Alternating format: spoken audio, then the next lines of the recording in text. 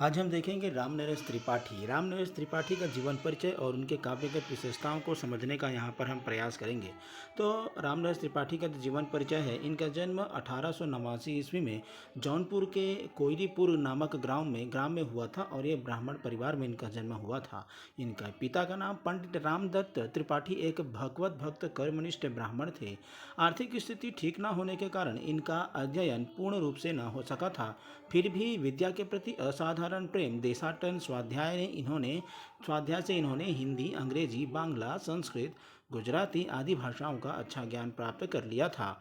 इन्होंने काशी में सेतुबंध रामेश्वर तक भ्रमण किया। काशी से सेतुबंध रामेश्वर तक भ्रमण किया और पिता की मृत्यु के बाद प्रयाग लौट यहाँ आए और साहित्य भवन नामक प्रकाशन संस्था खोला। फिर उन्होंने क्या किया? साहित्य भवन नामक प्रकाशन संस्था खोला।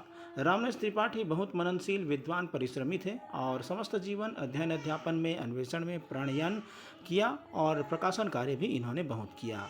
देशभक्ति, समाज सुधार तथा काव्य प्रेम के बीजांकुर त्रिपाठी के मानस क्षेत्र में बाल्यकाल से ही परिलक्षित दिखाई देते हैं। सन 1931 ईस्वी में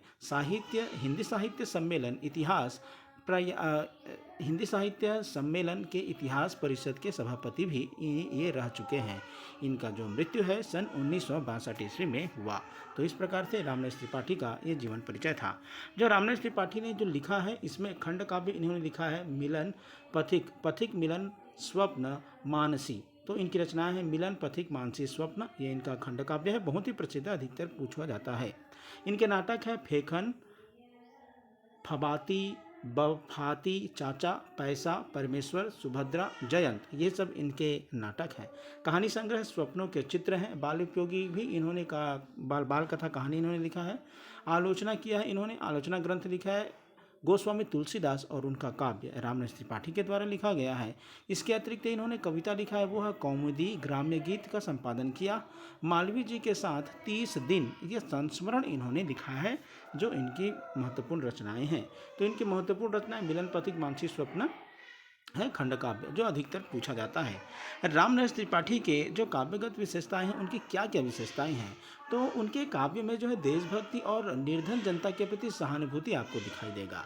रामनरेश त्रिपाठी की कविताओं में देशभक्ति और निर्धन जनता के प्रति सहानुभूति का भाव देखने को मिलता है। तत्कालीन शासन व्यवस्था पर इन्होंने व्यंग्य किया है।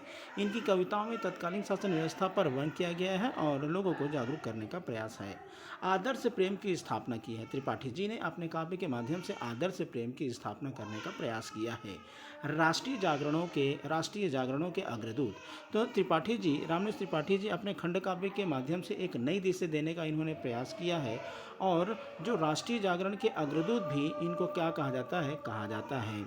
और लोकगीतों का संग्रह, इन्होंने लोकगीतों का भी संग्रह किया है। रामनरेश त्रिपाठी देश भर में घूमकर लोकगीतों का संग्रह किया और उनका कविता संग्रह कविता कौमुदी नाम से प्रकाशित किया। तो इनके लोकगीतों का संग्रह कौन सा है? कविता कौमुदी है। बहुमुखी प्रतिभा के धनी थे। इन्होंने उपन्यास भी लिखा है, नाटक भी लिखा है, आलोचना भी की है। आलोचना मतलब समीक्षा ग्रंथ भी लिखा है। हिंदी साहित्य का संक्षिप्त इतिहास इन्होंने लिखा है। बालोपयोगी भी पुस्तकें इन्होंने लिखी है और इनकी भाषा शैली सरल सहज है। अलंकारों का सामान्य प्रयोग है। मानवीकरण, अलंकार जैसे इनमें दिखाई देता है। तो इस पॉइंट के जरिए आप क्या कर सकते हैं? इनकी विशेषताओं को बता सकते हैं। तो आज के में बस इतना ही।